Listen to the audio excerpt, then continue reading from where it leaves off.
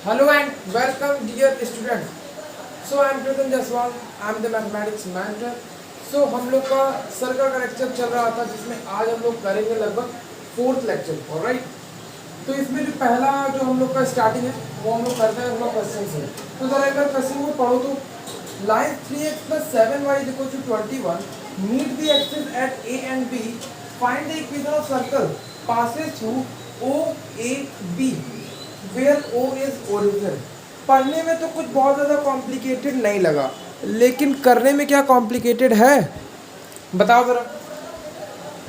कर सकते हैं क्या इसे हम लोग? बिल्कुल, जरा भी चिंता करने की इसमें बात ही नहीं है। बट इसको करने से पहले थोड़ा सा एक कंसेप्ट मैं आपको बताता हूँ। जस्ट वो बताने की जरूरत पड़ती नहीं है, बट फिर भी बताता हूँ। देखो, अगर मान लो इन जनरल में बात कर रहा हूँ, जस्ट आप कह सकते हो एक कंसेप्ट क्लियर करने के लिए। अगर मैं आपसे बोलूँ एक कोई सर्कल है जो कि हमारा सेंटर से पास हो रहा है, सॉरी ओरिजिन से पास हो रहा है। किससे पास हो रहा है? ओरिजिन से। ऑलराइट, तो ओरिजिन से सर पास हो रहा है तो इसका मतलब क्या है? एक्चुअली जो हम लोग का जनरल इक्वेशन होता है सर्कल का वो क्या होता है? हमने पढ़ा था x square plus y square plus plus 2gx plus 2fy plus c is equal to 0। ये सब है। बट अगर मैं आपसे बोलूं अगर कोई सर्कल हमारा 0,0 से पास हो रहा है तो इसका मतलब क्या ये नहीं है कि ये 0,0 इस इक्वेशन को सेटिस्फाई करेगा? करना चाहिए। तो x और y जहां जहां दिख रहा है 0 0 पुट कर दें। तो जब 0 0 0 0, क्योंकि यहाँ पे भी x है यहाँ पे भी y है और x और y का कोऑर्डिनेट दोनों 0 है, तो क्या यहाँ से मैं दिस इंप्लॉइज लिख करके c की वैल्यू 0 लिख सकता हूँ क्या? यहाँ से एक हमारे ये रिजल्ट आता है, आप ऐसा याद रख सकते हो ओके कि हम लोग का जो c इज व्हाट, जो हम लोग का कांस्टेंट होता था, अब उसकी वैल्यू क्या होगी? 0 होगी। ऐसा हम मान करके चलेंगे। मान के क्या, हमने यहाँ पे आपको सॉरी एक्सट्रीमली सॉरी बच्चों, हाँ, तो यहाँ पर जो कांस्टेंट की वैल्यू होगी वो कुछ नहीं होगी, 0 होगी। जो भी होगा हमारा वेरिएबल के टर्म्स में होगा, अदरवाइज और कुछ भी नहीं होगा। ओके, अब देखो एक और कंसेप्ट है जो कि इस क्वेश्चन में तो यूज नहीं आएगा बट अगले क्वेश्चन में यूज आएगा, वो सुन लो। अगर मैं आपसे बोलूं अगर हमारे ये कोऑर्डिनेट एक्सिस है और यहाँ से हमारा कोई सर्कल पास हो रहा है और ये जो आपको इंटरसेप्ट है एक्स इंटरसेप्ट और वाई इंटरसेप्ट गिवन है। लेट अस सपोज आपको बोला गया एक्स इंटरसेप्ट की जो वैल्यू है वो कितना है? a है, और जो y इंटरसेप्ट की वैल्यू है वो कितना है? b। तो आप डायरेक्टली सर्कल का इक्वेशन लिख सकते हो। कैसे? देखो, क्या मैं ये लिख सकता हूँ x square plus y square minus a x minus b y plus c is equal to 0। Yes, कई लोग के दिमाग में आया वो कैसे? देखो, दिमाग में थोड़ा सा बुद्धि लगाने की इसमें जरूरत पड़ सकती है।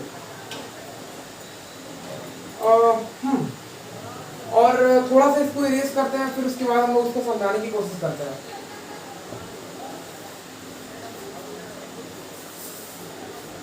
अब यहाँ पे एक और अगर कंडीशन गिवन हो कि अगर ये हमारा जो सर्कल है वो ओरिजिन से पास हो रहा है। लेट अस सपोज मैंने एक और कंडीशन आपको लगा के दे दिया कि अगर सर्कल हमारा कहाँ से पास आउट हो रहा है? ओरिजिन से।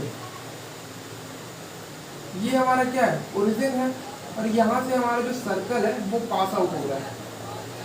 थोड़ा सा बुद्धि लगाते हैं इसमें हम लोग। हाँ, ये देखो बना, दिखा?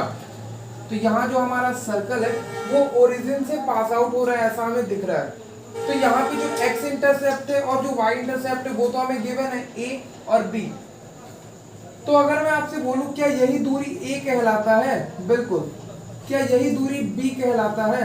बिल्कुल। तो अगर मैं ये पूछूं ये पॉइंट क्या है, तो ये आप लोग बोलोगे सर ये तो मिड पॉइंट है, और ये क्या है? ये भी मिड पॉइंट है।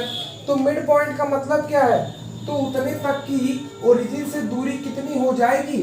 a/2 हो जाएगी, और ये दूरी ओरिजिन से कितनी हो जाएगी? b/2 हो जाएगी। क्या understand my point? Okay, clear? Alright. तो यहाँ से अगर मैं आपसे पूछूं ओरिजिन तो कहीं यहीं पर लाई करता होगा। अगर आपने याद हो हमने क्लास 10 में एक प्रॉपर्टी पढ़ा था, हमारे पास एक सर्कल है, अगर यहाँ से कोई कॉर्ड है, कॉर्ड, और यहाँ पे उसका सेंटर है अगर सेंटर से परपेंडिकुलर ड्रॉप दे दें ऑन किस पर, कॉर्ड पर, तो वो उसको बाइसेक्ट करता है। बात समझ में आ रही है? अगर ये पूरा 2a है तो उसको a और a में बाइसेक्ट करता है। ये बातें आपको मालूम है, ऐसा मैं मानकर चल रहा हूं। अगर नहीं मालूम था तो अभी मैंने बता दिया। ओके, तो अगर मैं यहाँ पे बोलूं, अगर ये मिड पॉइंट है क्योंकि ये कॉर्ड की तरह बिहेव कर रहा है, तो अगर मैं सेंटर से परपेंडिकुलर ड्रॉप अगर डालूंगा तो क्या ये a/2 एंड a/2 होगा? बिल्कुल। तो मुझे यहाँ से ये पता चल रहा है कि जो सर्कल का सेंटर है वो a/2 कॉमा b/2 है क्या? ऑलराइट, बात समझ में आ रही है क्या? आई होप आप सबको क्लियर हो रहा है। तो बात आती है सर अभी भी तो नहीं हो पाया कि हाँ कहाँ पता चला? पता चला क्या? अभी में नहीं पता चला। तो यहाँ पे तो मैंने ये भी बोल दिया कि ओरिजिन से पास हो रहा है। तो अगर मैं आपसे पूछूं क्या ये सी रहना जरूरी है? नहीं, ये सी को हटा दो। क्यों? क्योंकि अभी हमने थोड़ी देर पहले रिजल्ट देखा, अगर हमारा कोई भी सर्कल अगर ओरिजिन से पास करता है तो इसमें कांस्टेंट की वैल्यू 0 हो जाती है। ये सुन लो। ऑलराइट, अब यहाँ पे क्या बुद्धि लगा रहे हैं हम लोग?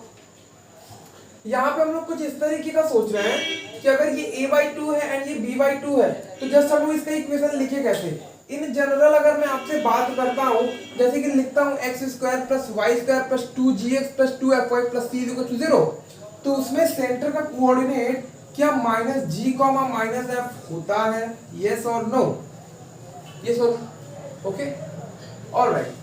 तो यहाँ पर -g, -f, तो अगर मैं यहाँ पर चुपके से अगर यहाँ पर जनरल इक्वेशन लिख लूं x² + y² + 2gx + 2fy + c = 0, और मान लो कांस्टेंट वैल्यू तो 0 ही है। क्यों? क्योंकि ओरिजिन से पास हो रहा है सर्कल। ओके, तो हमें ये पता है कि इस इक्वेशन के लिए इसका ये सेंटर का वैल्यू है, सेंटर का कोऑर्डिनेट, और इस हमने एक जनरल लिया जिसका हमें क्या पता था? इंटरसेप्ट पता था, और उससे हमने सेंटर की वैल्यू एज इट इज निकालने की कोशिश की। Okay, alright. तो मैंने क्या किया, ये भी सेंटर का इक्वेशन है, सेंटर का कोऑर्डिनेट है, वो भी सेंटर का कोऑर्डिनेट है। बात बस ये है कि इन जनरल का मतलब हर सबके लिए ये वैलिड होगा। तो सबके लिए जब वैलिड होगा तो क्या ये कोऑर्डिनेट इस कोऑर्डिनेट से कंपेरेबल होगा? बिल्कुल होगा। कैसे? तो यहाँ पर आप -g को क्या आप डायरेक्टली इक्वेट कर सकते हो बाई a/2 से? यस, बिल्कुल कर सकते हो बच्चों। और यहाँ से एज इट इज आप इस तरीके से लिख सकते हो, 2 को इधर ला सकते हो, 2g = -a लिख सकता हूँ क्या? यस और नो? यस। और जब मैं उसको कंपेयर करूंगा तो आ जाएगा 2f = -b। बात समझ में आ रही है? तो यस लिखो बच्चों। और यहाँ पर जस्ट 2g की वैल्यू मैं क्या पुट करूंगा? -a, तो दिखा क्या -a। और यहाँ पे 2f की वैल्यू मैं क्या पुट करूंगा? -b, तो दिखा क्या -b। बिल्कुल दिखेगा, क्यों नहीं दिखेगा? अब कई लोग के दिमाग में सर केवल ओरिजिन से पास होने के लिए ही है? नहीं, किसी के लिए भी। इन जनरल की बातें हम लोग कर रहे हैं। एनीवे, ऑलराइट, तो बस कांस्टेंट और आ जाएगा अगर ओरिजिन से पास नहीं करेगा, बाकी सब सिमिलर रहेगा। तो बस हमने एज इट इज एक केस लेने की कोशिश किया है बच्चों। तो आप बस इतना लिख सकते हो, अपने कॉपी में इतना लिख लो कि अगर कोई सर्कल सेंटर से पास करता है तो उसके कांस्टेंट की वैल्यू 0 होती है, मैथमेटिकल टर्म्स में लिख लो। और एक और कंडीशन मैंने बता दिया, अगर कोई सर्कल है उसका हमें इंटरसेप्ट पता है तो हम उस टर्म में इक्वेशन बिल्कुल लिख सकते हैं क्या? यस, लिख सकते हैं। x² + y² - ax - by + c = 0। अगर ओरिजिन से पास कर रहा है तो c की वैल्यू क्या होगी? वहां 0 होगी। अगर इतनी बातें क्लियर है तो हम लोग आगे बढ़ सकते हैं क्या? बिल्कुल आगे बढ़ेंगे। अब हम लोग नोट करो, हो गया?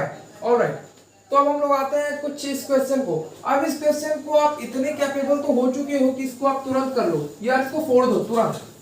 इसमें कुछ है ही नहीं, इसको सॉल्व करने जैसा कुछ है ही नहीं इस क्वेश्चन में। बहुत सिंपल सी चीजें चल रही हैं, अभी थोड़ा सा बुद्धि लगाओगे हो जाएगा काम। मैं यहाँ बोल रहा हूँ लाइन है एक, ऑलराइट, लाइन्स मत लिखो, लाइन लिख लो यार। Line 3x + 7y = 21 meet the axis at a and b। देखो, एक्सिस की बात कर दिया का मतलब क्या है? हमें कोऑर्डिनेट सिस्टम तो बनाना ही पड़ेगा। एक काम करते हैं, यहाँ पे नहीं यही बनाते हैं और वहां पे कैलकुलेशन कर लेंगे। मैं यहाँ पे कह रहा हूँ लेट अस सपोज हमारा यहाँ पे कोऑर्डिनेट एक्सिस है बच्चों। हाँ, ये कोऑर्डिनेट एक्सिस है और मैं आपसे ये बोल रहा हूँ कि ये जो लाइन है वो क्या कर रहा है, इस x एक्सिस और y एक्सिस को जस्ट कट कर रहा है। तो अगर मैं आपसे ये बोलूं क्या ये x एक्सिस है और ये y एक्सिस है और x एक्सिस पर y कोऑर्डिनेट 0 होता है, इसीलिए जब आप y की वैल्यू जब 0 पुट करोगे तो x की वैल्यू यहां से कितनी आ जाएगी, 7 आ जाएगी क्या।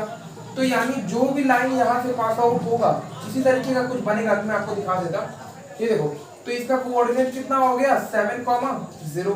अगर y कोऑर्डिनेट पर इसका इंटरसेप्ट क्या है, ये चीज हमने लाइंस में पढ़ चुके हैं, इसको तो मुझे बताने की जरूरत ही नहीं है, मुझे तुरंत फिगर बना देना चाहिए था। इनफैक्ट फिर भी बता रहा हूँ, अगर y कोऑर्डिनेट हमें x कोऑर्डिनेट निकालना है कि कहां पर उसने y कोऑर्डिनेट को कट किया, y एक्सिस को कट किया, तो उसके लिए हमें x एक्सिस को 0 पुट करना पड़ेगा।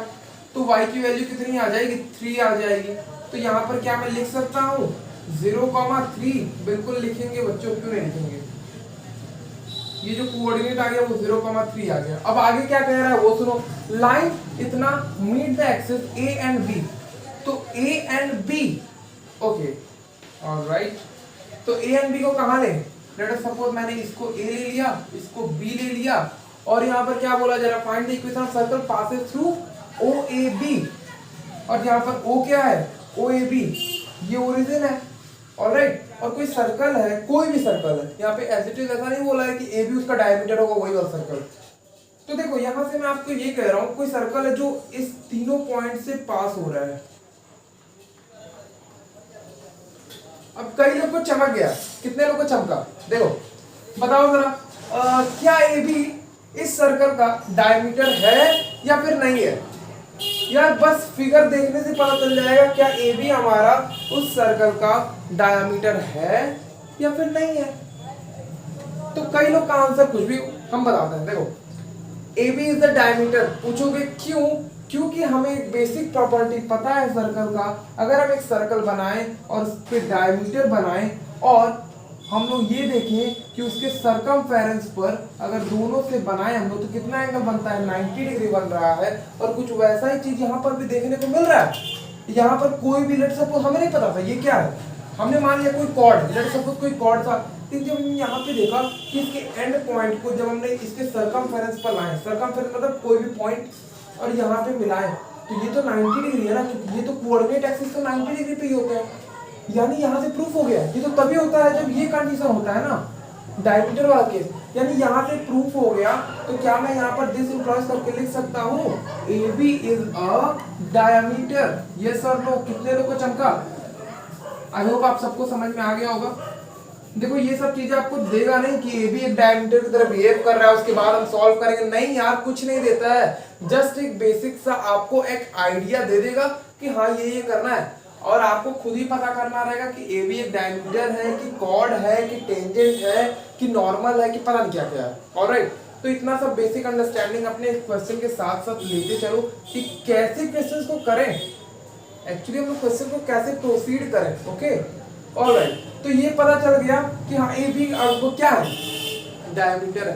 तो एक फॉर्मूला हमने दिया हुआ है बच्चों को, क्या था, अगर हमारा डायमीटर गिवन होता है, डायमीटर के एंड पॉइंट्स अगर गिवन होते हैं तो हम लोगों को इक्वेशन ऑफ सर्कल लिखने में कोई भी दिक्कत नहीं होता है। पूछो कैसे, तो यहाँ पर होता था x minus x1 into x minus x2 plus y minus y1 into y minus y2 is equals to what, 0, yes और नो।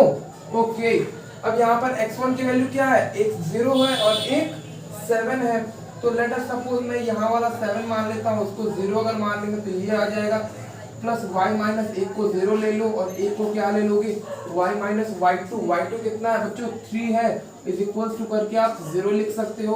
अब जस्ट इसको जब आप मल्टीप्लाई करोगे तो x स्क्वायर आएगा प्लस y स्क्वायर आ जाएगा माइनस 7x आ जाएगा और minus 3y is equals to 0।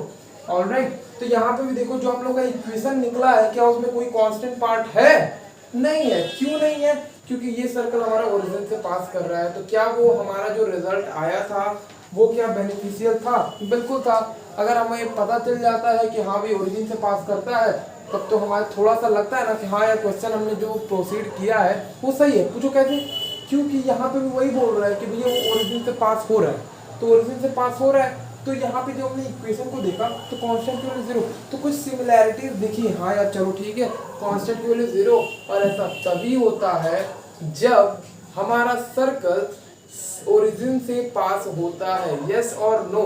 Alright, तो एक काम करो, इसे जल्दी से नोट करो, फिर और भी कुछ हम लोग क्वेश्चंस को जल्दी से जल्दी करेंगे हम लोग। बात समझ में आ रहा है? बहुत ज़्यादा कुछ कॉम्प्लिकेटेड चीज़ें अभी नहीं चल रहा है, जस्ट अभी सिंपल चीज़ें ही हम लोग कर रहे हैं। अब इसके बाद का जो क्वेश्चन आएगा थोड़ा सा टिपिकल मैं आपको देना चाहता हूँ। आई होप आप सबने नोट कर लिया होगा। जस्ट इसमें कुछ था नहीं, जस्ट बेसिक नॉलेज अगर आपको अगर पता है तो आप कोई भी क्वेश्चन को सर्कल का कर ले जाओगे। अभी तो हम बहुत डीप में जाएंगे यार सर्कल में, सर्कल की तो आप चिंता ही मत करो।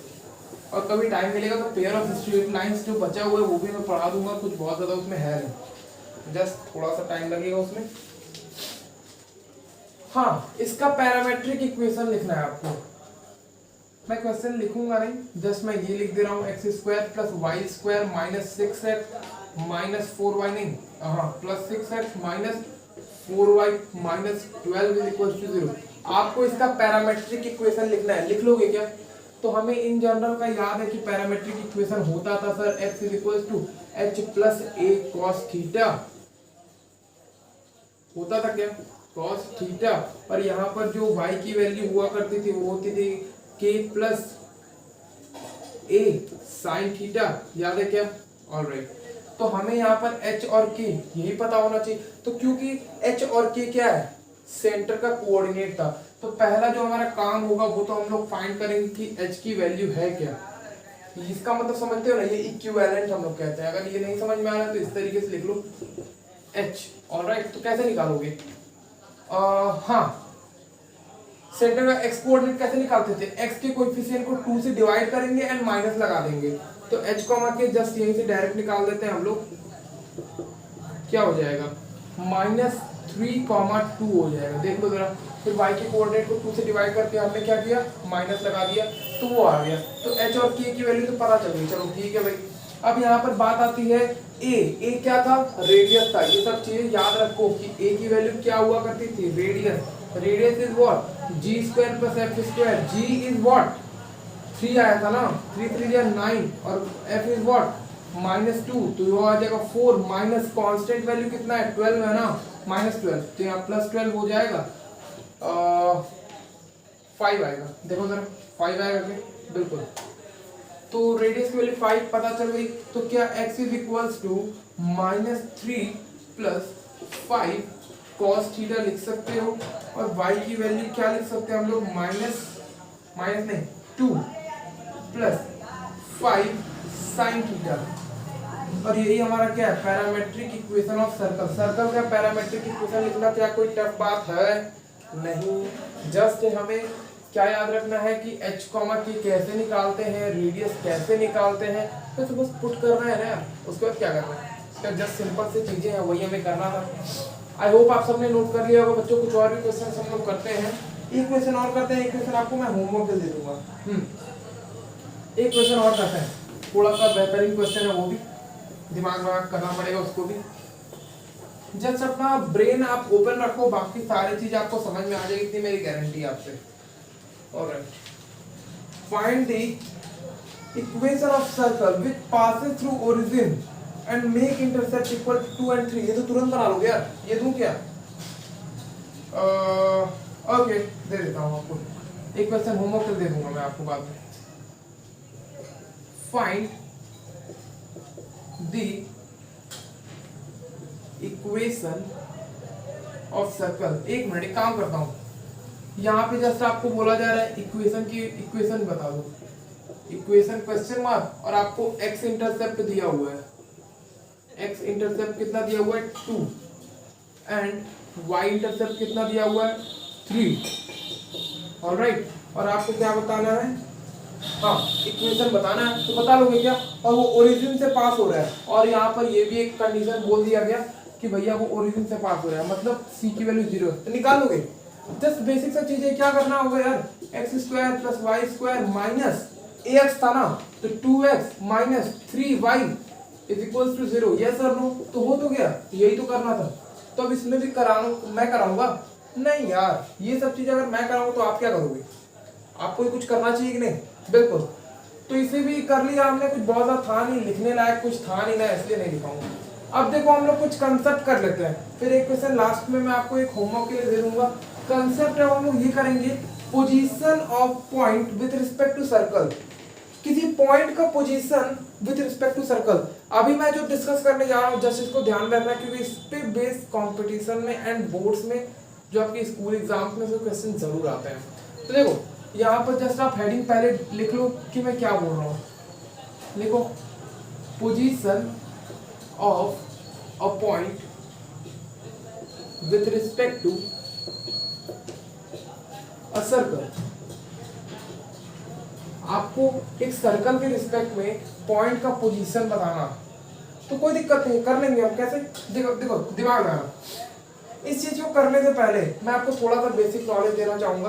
देखो अभी ये हमने सबने टॉपिक स्टार्ट नहीं किया, जैसे आपको बताना जा रहा हूँ। ये कोई सर्कल है, आप इसका इक्वेशन लिखते हो ना, तो मान लो इक्वेशन आप क्या लिखते हो, कुछ भी लिखो। लेट सपोज मैं लिख देता हूँ x square plus y square is equal to r square. Alright, तो मैं इसको नोटेशन एक देता हूँ, इसको क्या देता हूँ, एस। एस से नोट जब करोगे ना तो x square plus y square minus r square. यहाँ पे तब आपको इज इक्वल टू लगाने की जरूरत नहीं है, नोटेशन है। नोटेशन को जस्ट ध्यान रखना, नोटेशन को ध्यान रखना बहुत ज्यादा इंपॉर्टेंट है। पूरे इलिप्स, पैराबोला, हाइपरबोला हर चीज में इंपॉर्टेंट है। और मैं आपसे ये बोल दूं कि लेट अस सपोज यहाँ पर कोई हमारा x1, y1 है, या फिर कोई भी पॉइंट है x1, y1, आपको कोई भी पॉइंट बोल दिया गया, या फिर आप लिख सकते हो कोई भी पॉइंट। हाँ, अगर आपको कोई बोल दे कि भैया x1, y1 कोई पॉइंट, कोई भी पॉइंट है जो कि आपको उसमें सेटिस्फाई कराना है, तो अगर आप कोई भी पॉइंट उस इक्वेशन में सेटिस्फाई कराते हो तो उसको आप s नहीं लिखोगे, s1 लिखोगे, और यहाँ पर क्या लिख दोगे, x1 square plus y1 square minus r square. ये सब चीजें आपको थोड़ा सा दिमाग में रखना होगा कि s जब मैं लिखूंगा तो इसका मतलब ये है कि नॉर्मल इक्वेशन लिख रहा हूँ, लेकिन ये जो रेडियस का स्क्वायर उसको हम लोग इधर ला दिए हैं और इक्वल टू यहाँ पर नहीं दिखाते हैं हम लोग। और s1 का मतलब क्या है, किसी पॉइंट को हमने उस इक्वेशन में सेटिस्फाई किया है। बात समझी? ओके, तो अब हम लोग ये टॉपिक शुरू कर सकते हैं अगर आप इतना ध्यान में रखते हो अपने दिमाग में तो। ऑलराइट, देखो हमें पॉइंट का पोजीशन डिस्कस करना है with respect to a circle. तो लेट अस सपोज, पोजीशन का मतलब क्या है? पोजीशन का सिंपली मीनिंग यही है कि एक्चुअली पॉइंट कहाँ कहाँ एग्जिस्ट कर सकता है, लाई कर सकता है। तो मैं आपसे ये कह सकता हूँ ना कि 3 पॉसिबिलिटीज है। क्या पॉसिबिलिटी है? पॉइंट का मन या तो वो सर्कल के बाहर लाई करेगा, पॉइंट का मन या तो वो सर्कल के अंदर लाई करेगा, पॉइंट का मन या तो वो सर्कल के ऊपर लाई करेगा। इससे ज्यादा पॉसिबिलिटी पॉसिबल ही नहीं है।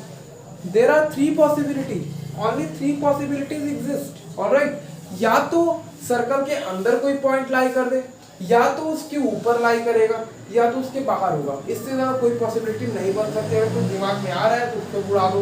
ओके, कई दिमाग सर सेंटर पे भी तो आ सकता है, तो सेंटर भी तो इनसाइड द सर्कल ही है। इनसाइड द सर्कल बोल दिया मतलब सारे पॉइंट हमने काउंट कर दिए जहाँ जहाँ लाई कर सकते हैं वो। और सर्कल के बाहर मतलब सारी जगह, स्पेस में जितना जगह आप है वो सब हमने काउंट कर लिया, ऐसा आप कह सकते हो। तो देयर आर 3 पॉसिबिलिटीज। ऑलराइट, तो बात ये आती है कि एक्चुअली सर हमें पता कैसे चलेगा? पता कैसे चलेगा? सबसे मेन पॉइंट तो ये है। तो अगर हमारे ये सेंटर है, सेंटर जिसको मैं C से रिप्रेजेंट कर दे रहा हूँ, और ये जो हमारा क्या है, ये कोई पॉइंट P है। ऑलराइट, तो कब कैसे पता चलेगा हमें कि भैया ऐसा फंडा है कि हाँ पॉइंट जो है अंदर लाई कर रहा है, बाहर लाई कर रहा है, सर्कल के ऊपर लाई कर रहा है? ये आपको पता करना रहता है। सर्कल के अंदर लाई कर रहा है कि सर्कल के ऊपर लाई कर रहा है कि सर्कल के बाहर लाई कर रहा है? जैसे ऐसे आपको क्वेश्चन पूछ लिया जाता है, सर्कल ये पॉइंट कहाँ लाई करता है, अंदर, बाहर या ऊपर? ओके, तो क्या कंडीशंस है इसके लिए, ये हम लोग थोड़ा सा बच्चों डिस्कस कर लेते हैं आज फिलहाल। हाँ, तो इसको थोड़ा सा अच्छे से बना देता हूँ मैं। 3 केसेस हैं जो कि मैं आपसे डिस्कस करना चाहूंगा यहाँ पर। लेट अस सपोज ये हमारा कोई सेंटर है और यहाँ पर हमारा कोई पॉइंट P है। ऑलराइट, तो अगर मैं आपसे ये कहूँ, ये जो CP दूरी है, मतलब पॉइंट P, केस फर्स्ट यहाँ पर लिख लो, केस फर्स्ट। 3 केसेस बनेंगे बिल्कुल। When point P lie inside, जब पॉइंट P इनसाइड अंदर लाई करेगा तो क्या कंडीशन होगा? तो मुझे यहाँ पर साफ दिख रहा है, अगर इसका रेडियस अगर r है तो अगर पॉइंट को अंदर रहना है तो सेंटर से उस पॉइंट की दूरी रेडियस से कम होनी चाहिए। बात समझ में आई? ये सुनो, जस्ट सिंपल सी चीज है कि सेंटर से उस पॉइंट की दूरी रेडियस से कम होनी चाहिए, तभी ये प्रूफ हो पाएगा। और दूसरा केस ये देखो, बहुत सिंपल है यार, कुछ नहीं करना है, जब बहुत सिंपल है। हाँ यहाँ पे देखो, या फिर उससे पहले एक और चीज देखो, क्या देखो, तो ये कंफर्म हुआ। हाँ, तो अब हर जगह सर हम लोग ये डिस्टेंस निकालते चलेंगे, अच्छा नहीं लग रहा है। सीपी दूरी निकालेंगे, पता नहीं पॉइंट पी गिवन तो होगा पॉइंट पी, सेंटर का कोऑर्डिनेट निकालना पड़ेगा, बहुत झंझट है। ठीक है, एक और थोड़ा सा दिमाग लगाते हैं, अगर इसको हम थोड़ा सा विजुअलाइज करें, थोड़ा सा विजुअलाइज अगर हम लोग इसको करेंगे ना तो बहुत ज़्यादा सिंपल इक्वेशन बन जाएगा। अगर मैं इस सर्कल का इक्वेशन ये मानूं, लेट अस सपोज इस सर्कल का इक्वेशन, देखो मैं लिख रहा हूँ सर्कल का इक्वेशन को मैं एस से एक्स से किसे रिप्रेजेंट कर रहा हूँ? एस से। तो x square plus y square minus r square, ये सब लोग ओके, ऑलराइट। तो मैं कैसे करूं, कैसे इसको करें, कैसे? कुछ दिमाग लगा सकते हो आप लोग? कुछ भी थोड़ा सा भी आइडिया दोगे या फिर कुछ नहीं दोगे?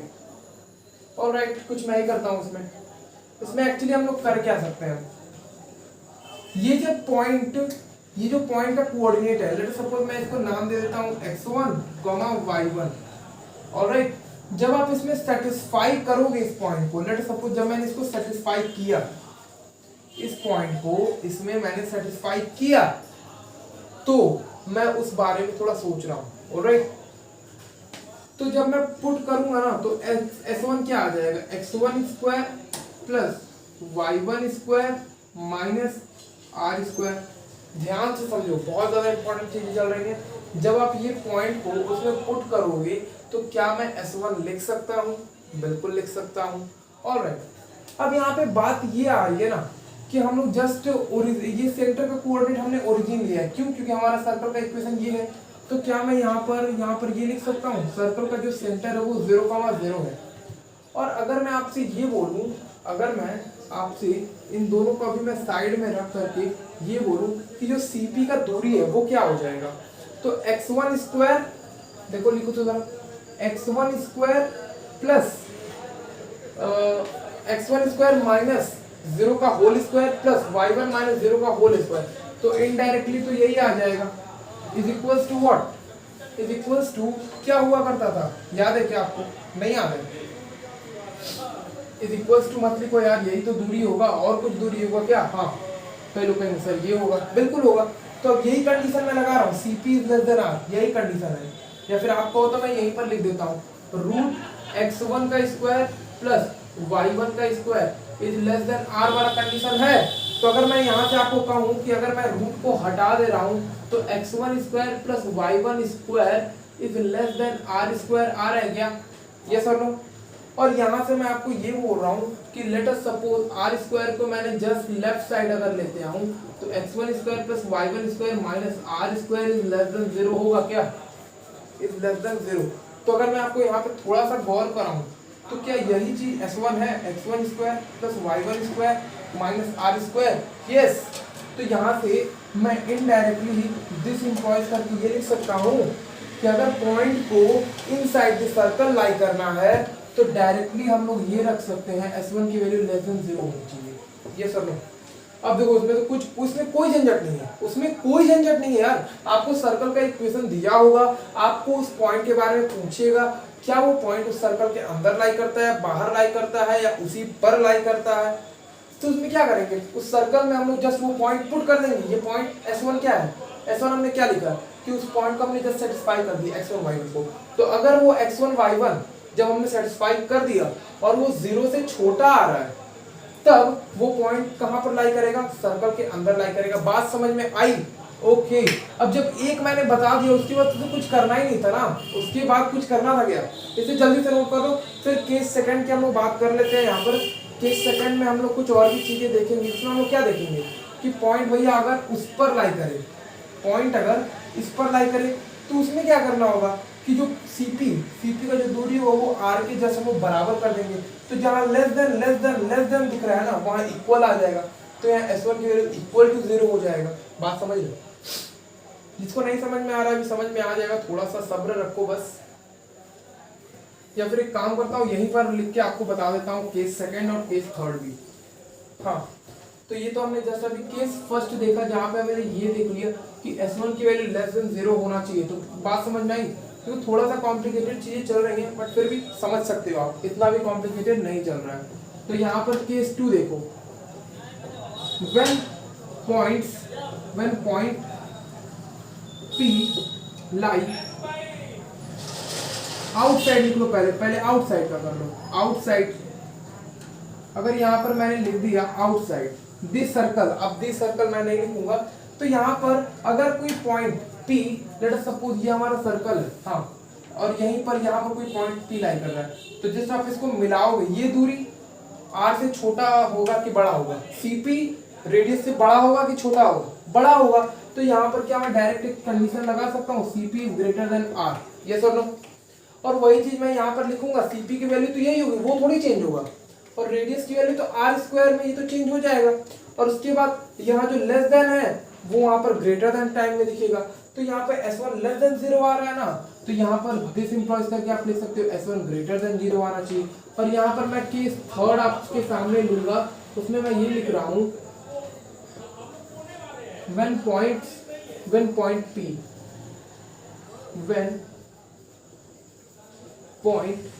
P lie on the circle, अगर वो सर्कल के ऊपर ही लाई करता है तब यार यहाँ पर क्या हो जाएगा।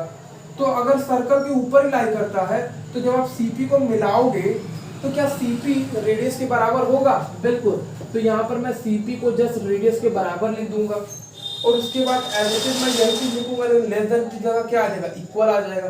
तो यहाँ पर लेस देन की जगह इक्वल, तो ये S1 इज इक्वल्स टू 0। तो यहाँ पे दिस इंप्लॉइज करके आप लिख सकते हो S1 इक्वल्स टू 0। तो देख लो भाई, कुछ बहुत सारी चीजें कॉम्प्लिकेटेड अभी नहीं चला, अभी जस्ट हमने बस सिंपल लेकर के केस चला है कि अगर हमें सर्कल के रिस्पेक्ट में किसी पॉइंट P का पोजीशन अगर हमें दिमाग लगाना होगा, कैलकुलेट करना होगा, बताना होगा कि वो कहाँ पर लाई करता है, तो हम लोग बता सकते हैं। बता सकते हो क्या? ओके, तो अगर हो गया हो ये बात तब तो हम लोग थोड़ा आगे बढ़ सकते हैं, क्योंकि जो 3 केसेस पॉसिबल थे कि पॉइंट अंदर लाई कर सकता है, बाहर लाई कर सकता है, उसके ऊपर लाई कर सकता है, तीनों केसेस हमने देख लिया।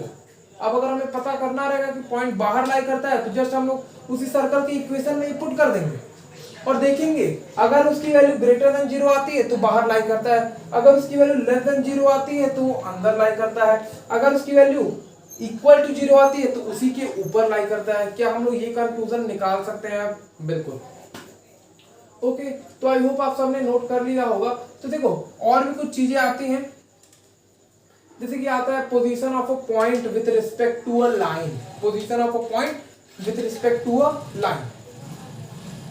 तो इसे नोट कर लो, फिर उसे भी मैं बता देता हूँ, जस्ट एक लास्ट कंसेप्ट आपका हो जाएगा वो, फिर हम लोग ये कह सकते हैं कि हम लोग का कंप्लीट हो जाएगा वो। ऑलराइट, तो बच्चों हो गया क्या? आई होप आप सबका हो गया होगा। तो इरेज करता हूँ फिर इसे। फिर देखो एक और सिचुएशन हम लोग देख लेते हैं, फिर उसके हम लोग क्लास को ओवर कर देंगे। बहुत ज़्यादा चीज़ें पढ़ लेंगे तो डाइजेस्ट नहीं कर पाओगे तो गड़बड़ हो जाएगा। फिर उतना ही पढ़ेंगे जितना आपको समझ में आता रहे, थोड़ा सा ज़्यादा लेक्चर हो जाएगा तो वो हम लोग हैंडल कर लेंगे, लेकिन ज़्यादा पढ़ करके समझ में नहीं आएगा, गड़बड़ हो जाएगा। अब यहाँ पर एक और हेडिंग डाल लो, मैं यहाँ पर ये लिख रहा हूँ position of a line, position of a line with respect to a circle. आपको अब लाइन का पोजीशन देखना है, तो यहाँ पर अगर मैं एक सर्कल बनाऊं, लेट अस सपोज ये हमारा क्या एक सर्कल है, और यहाँ पर मैं ये बोल सकता हूँ कि लाइन या तो उस सर्कल को इंटरसेक्ट कर सकती है, या तो लाइन उसको टच कर सकती है, या तो लाइन उसको टच कर सकती है, या तो लाइन उसको इंटरसेक्ट ना करे, ऊपर से कहीं से भी चली जाए। तीन ही केस पॉसिबल है, या तो लाइन उसको कट करेगा, या तो लाइन उसको टच करेगा या तो लाइन उसको बिना कुछ किए ही निकल जाएगा। बात समझ रहे हो? ऑलराइट, तो ये 3 पॉइंट्स होंगे हमारे, कुछ हम लोग इसमें भी दिमाग लगाएंगे, इसमें भी 3 केसेस बनेंगे और उसके अकॉर्डिंग हम लोग सिचुएशन को हैंडल कर ले जाएंगे। ऑलराइट, तो करें क्या, तो इसमें फर्स्ट केस ले, जब हमारा जो सर्कल है, जो हमारा लाइन है वो क्या करे, कट करे। तो हम लोग केस फर्स्ट लेते हैं यहाँ पर बच्चों,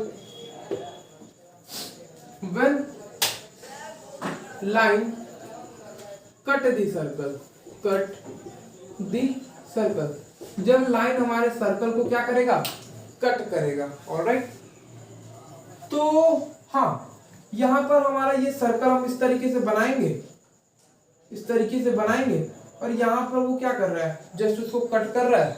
हाँ, और यहाँ पर हमारा सेंटर है, तो पता कैसे चलेगा? एक्चुअली बात यहाँ पे क्वेश्चन भी यही उठता है कि सर्कल कब से कट करेगा, कब टच करेगा, कब नहीं इंटरसेक्ट करेगा, कब कुछ नहीं करेगा।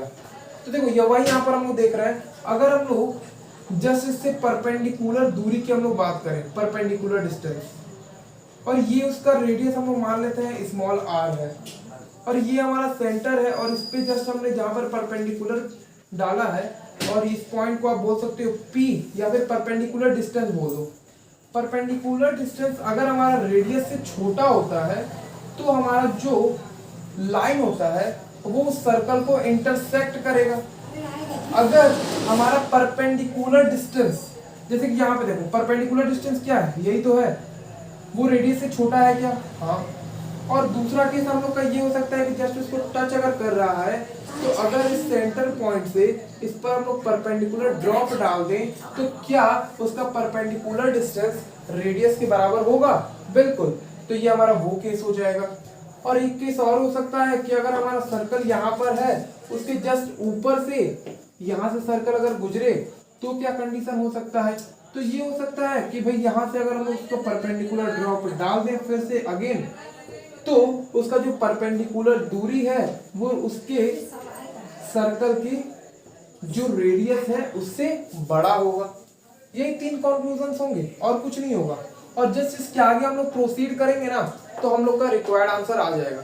तो हम लोग थोड़ा सा बुद्धि लगा करके इसमें हम लोग थोड़ा सा जस्ट कैलकुलेशन करेंगे एंड देन हमारा आंसर आ सकता है बच्चों। तो एक काम करता हूँ, पहले इन दोनों को इरेज करता हूँ और पहले इसको देख लेते हैं, उसके बाद हम लोग कुछ करेंगे।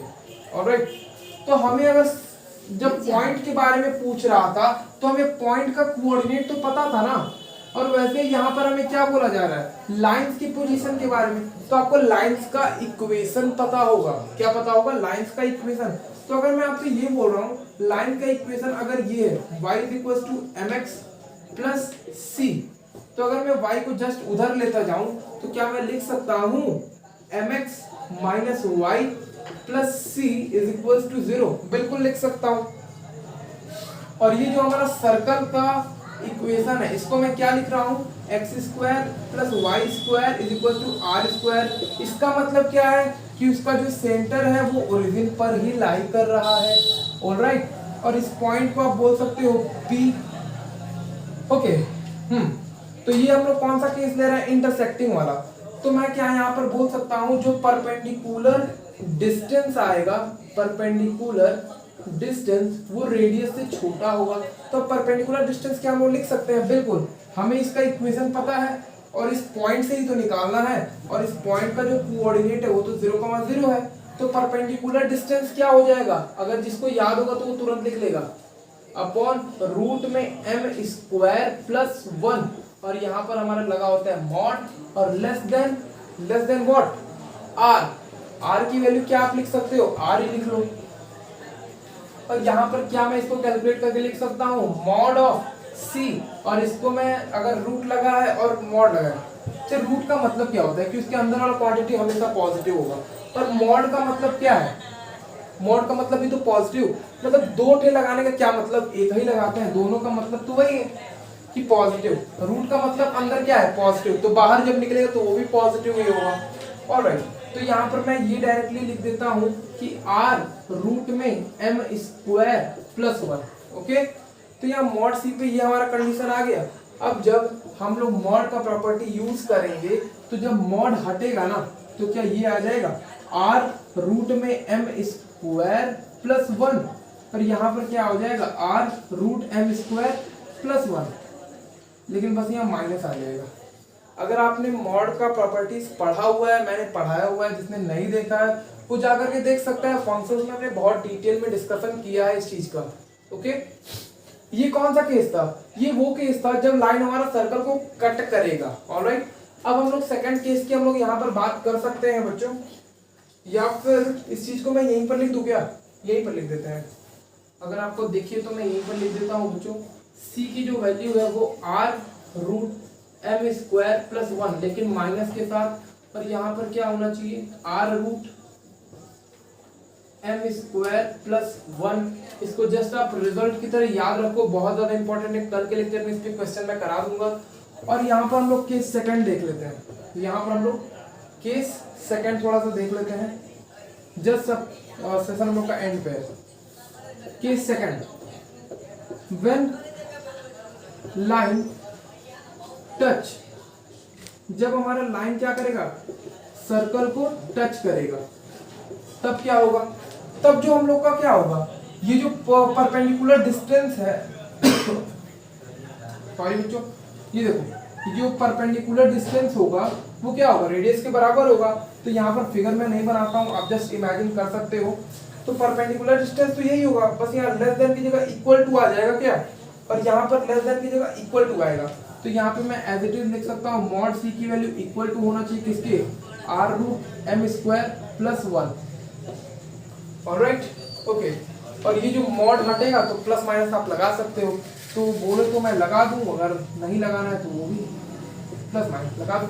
और यहाँ पर केस सेकंड आप ले, केस थर्ड आप ले सकते हो क्या, when circle sorry when line does not intersect the circle, जब हमारा वो इंटरसेक्ट नहीं करेगा सर्कल को, तब क्या केस होगा, मतलब वो जो लाइन है वो बाहर लाई करना चाहिए। तो ये जो परपेंडिकुलर दूरी होगा वो रेडियस से बड़ा नहीं होगा क्या, रेडियस से बड़ा होगा। तो यहाँ लेस देन की जगह ग्रेटर देन का साइन लग जाएगा। तो यहाँ मॉड सी तो एज इट इज आएगा, और यहाँ greater than r root m square plus 1 आ जाएगा।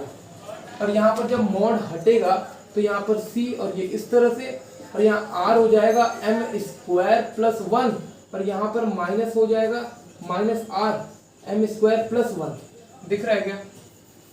यहाँ पर थोड़ा सा एक्सटेंड करके मैं लिख देता हूँ, r into root m square plus 1। Alright, देखो यहाँ पर तीन केसेस हमने डिस्कस कर लिए। इन तीनों केसेस को जस्ट आपको अपने दिमाग में रखना है, कुछ और इसके साथ खिलवाड़ नहीं करना है हमें, क्योंकि ये बहुत ज़्यादा इंपॉर्टेंट है। कल के लेक्चर में मैं इस पर क्वेश्चन आपसे डिस्कस कर सकता हूँ, तो देख लो भाई। फिर हम लोग एक सेशन को जस्ट हम लोग अब एंड कर देते हैं। होमवर्क मैं आपको एक काम करूँगा, कल ही दे दूंगा। आज के लिए केवल इतना ही काफ़ी है, बस इतना तो डाइजेस्ट करो पहले, बहुत ज़्यादा हमने करा दिया। तो यहाँ पर हमने ये डिस्कस कर लिया कि हाँ पोजीशन अगर हमें लाइन का भी बताना है विथ रिस्पेक्ट टू सर्कल तो हम वो भी बता सकते हैं, कोई भी दिक्कत इसमें नहीं है हमें। ओके, तो स्क्रीनशॉट ले लो या फिर इसको वीडियो को पॉज करके जस्ट आप लिख सकते हो। एनीवेज, तो यहीं पर हम लोग अपना लेक्चर एंड करेंगे। पढ़ाई करते रहें। All the very best.